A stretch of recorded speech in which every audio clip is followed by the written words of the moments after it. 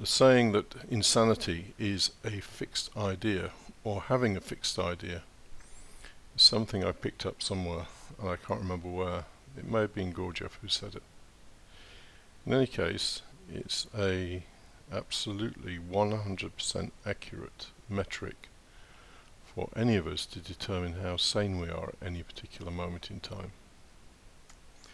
Now, in our society, we're expected to be consistent, whatever consistent might mean. So, for example, you may always like going to a particular restaurant, and you may at some point kid yourself that you like going to this restaurant just to be consistent.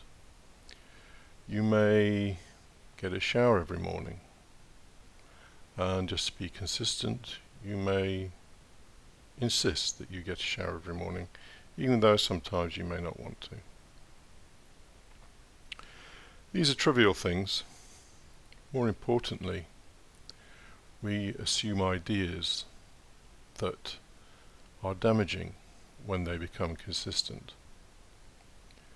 So, for example, I may say to myself that I believe in a certain religious or spiritual practice. Say that practice is, well, it could be anything, but let's say it's only eating a very small amount whenever I have a meal. Just because I believe that, for some reason, that is a good practice, even though possibly my body might suffer. And I continue with that, and my body maybe suffers. And part of me starts yelling out inside that I need more food. But no, I persist with the idea that I shall only eat very, very small portions of food. Maybe just a few spoonfuls, because I read somewhere that this is very good, a very good spiritual practice. Or I may have read that not expressing negative emotions is a very good idea. Again, this is something that Gurdjieff supposedly related to people. And so I persist with this notion of not expressing my anger or fear or hatred or derision or envy. And hey, guess what? Within a week, and maybe not even that long, you're like a bomb ready to go off. But even so, you've adopted the idea, a fixed idea, on how you should behave in every circumstance, and you go along with it. Actually, on the example of the of not expressing negative emotions, I once was told a very, very funny story by a guy in the Gurdjieff movement. I'm not going to mention names, but the people concerned were two people who are very well known. They've written books. They both knew Gurdjieff. And one of them was a lady who was very independently spirited. Nobody could really tell her how to do anything. She just went her own way. And this annoyed a lot of other people in the work. And the other person was a guy, again, very well-known person, who just felt that things should be done exactly as Mr. Gurdjieff had indicated they should be done. And so this lady annoyed the crap out of him. And one day, he just blew up and screamed at this woman, "You fucking bitch." Yeah, these are legendary people in the Gurdjieff movement. No expression of negative emotions. And it just came out like a volcanic explosion, because he'd been building the whole thing up. Anyway, back to the main point, not expressing negative emotions or any fixed idea we might have about our behavior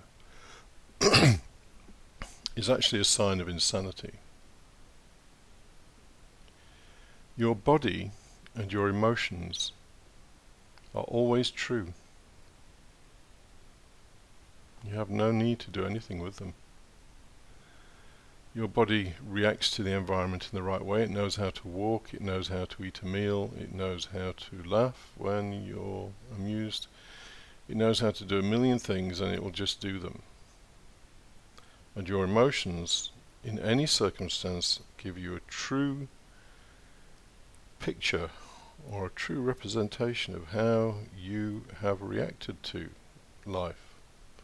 So if someone insults you, you may feel angry. If someone says something very nice about you, you may feel flattered, and so on and so forth. And the emotions are just a real-time barometer of how life is interacting with you. So you have no reason to do anything with these things other than watch them. Do not interfere. Interference is insanity. It's the pretense that your mind somehow knows better, that somehow it knows how you should react in a more appropriate manner to life's circumstances. But your body already knows that. Your mind doesn't. Your mind's full of nonsense. Stuff you've picked up from spiritual schools, from reading books, from what your mother told you, or your school teachers. And this conditions how you react to life. It's not your genuine reaction. Now, it sounds like we can just, by an act of will almost, stop all this inner dialogue and nonsense, all these little rules and modes of behavior or ideas of behavior that we have, and just drop them. But actually it's not quite so easy, because they've been there a long time and they're programmed in. And of course what you will start saying to yourself is, I should not have these modes of behavior, and guess what? You've got another little rule. So moving from the way we usually deal with life, which is very often through our heads, to react to life in a spontaneous way, to be a part of life, is not an easy thing. But it can be achieved. And it's achieved typically through a process of observation.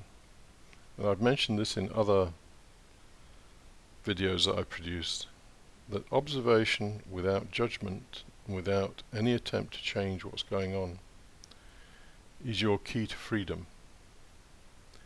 Anything else, any egotistical interference in how your body and emotions are reacting to life, are potentially a route to insanity. At least a route to mental illness, depression, anxiety. What is depression? It's being depressed. It's being constrained, contained. I knew someone who was very depressed. They had a form of compulsive behavior where everything around them had to be perfectly neat. It was childhood conditioning, and life very often doesn't want everything around us to be perfectly neat. And she just couldn't cope with this, and was as a result very depressed. The notion of just letting life flow within us as it wants to flow is very alien to people in the West. Not so alien to people in the East. And in fact, the Tao Te Ching and Taoism generally is all about that, about just letting the whole thing flow. But again, there we go, we've got another little rule now. I am going to let life flow. And if you rigorously try to enforce that rule from your head, then you will end up being unhappy. Because this is all these rules do, they end up making us unhappy. So it's one of the reasons why many of the religions are in reality very, very cruel things, particularly in the West, because they impose ideas on us as to how we should behave in life, and those ideas then suppress our natural behavior, when we should be happy, when we should be sad, when we should be angry, when we should love, when we should hate. All these rules, love your neighbor as yourself. Well, if you can do that, wow, I will come and bow down before you on my knees. That is a commandment that A, we don't know what it means, and B, trying to do it because you've been told to do it just will not work. You will end up just feeling like crap because you can't do it. So forget about all that conditioning. The key to the whole thing, to your inner freedom, is just to observe. And if the observation becomes an idea as opposed to a practice, then you have to observe that as well. And if you're judging, then you observe the judgment. Life should really flow within you like a stream flows down a hill. It should just be a free movement. Anything else, and you're going to create pain and suffering for yourself.